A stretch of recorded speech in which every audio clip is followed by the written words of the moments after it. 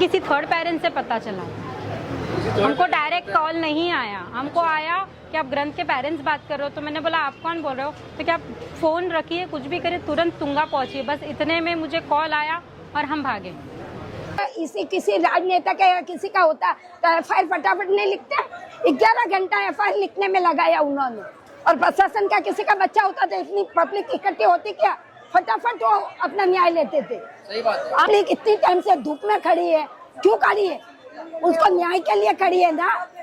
कसम उसने तीन बार बच्चे ने बोला सर, कोच को हिला हिला के बोला माँ कसम अंदर कोई बच्चा है, माँ कसम सर, 3 बार उसने बोला तो भी कोच ने ध्यान नहीं दिया। फिर 10 मिनट के बाद उसको क्लिक हुआ। जब तक तो हसमुख अंकल जो ग्रंथ के पिताजी थे, मैं चाहती हूँ वो ग्रंथ को जस्टिस दिलाए। We want justice.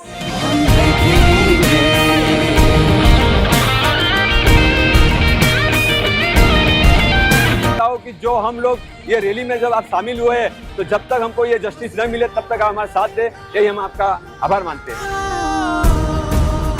जो गायब भी है हाजिर भी, जो बहुत बड़ी लापरवाही है जो आज ये इतना बड़ा हादसा हो चुका है, और इसके बाद भी प्रशासन आज भी मौन है। ना कॉन्ट्रैक्टर पे ना किसी पे कार्रवाई की जा रही है, ना कुछ हो रहा है। आज एक मासूम की जान गई है, कल उठ के पूरे मीरा भाईंदर में किसी का भी कुछ भी हो सकता है। इसके लिए खुला बॉयकॉट होना चाहिए। जब तक सुरक्षा नहीं होगी उठेगा अनल हक का नारा। सिस्टम को हिलाना पड़ेगा, मासूम को बचाना पड़ेगा। ऐसी लापरवाही नहीं चलेगी, नहीं चलेगी। अनल हक का नारा, जो मैं भी हूँ और तू भी हो। ग्रंथला न्याय देण्यासाठी आलेलो आहोत। हे जे ठेकेदारांची जी हुकुमशाही चालू आहे मीरा भाईंदर मध्ये, ती लवकरात लवकर बंद व्हायला पाहिजे। कुछ भी नहीं किया ये लोग ने सेफ्टी बच्चों के लिए, छोटे छोटे बच्चों के लिए। शर्म है इन लोगों के, पर लानत भेजना चाहिए। और राज करेगी खल्के खुदा, जो मैं भी हूँ और तुम भी हो। सब सीसीटीवी फुटेज पे करोड़ों रुपए सरकारें खर्च करती है, जनता का पैसा होता है। और ऐसे मुद्दे का अगर सीसीटीवी कैमरा पब्लिक में सार्वजनिक नहीं होता है तो बहुत बड़ा सवाल या निशान लगता है।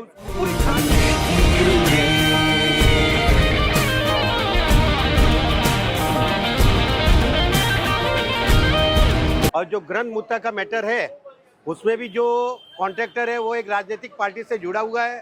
टेंडर माफियाओं के दबाव में पुलिस काम करती है, ऐसा प्रतीत हो रहा है मीरा भाईंदर की जनता को, और उसके लिए ये आंदोलन करना पड़ा है।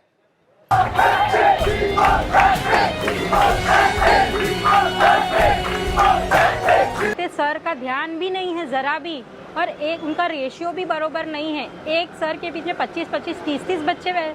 ये कोई स्विमिंग सिखाने, ये जो समर कैंप और पैसे भरने का ही तरीका है इन लोगों के लिए, और बिल्कुल भी ध्यान नहीं। He was my best friend. वो स्विमिंग पूल में जाके डूब गया था, और ये सब उन लोग की स्विमिंग पूल के लाइफ गार्ड की लापरवाही की वजह से हुआ है।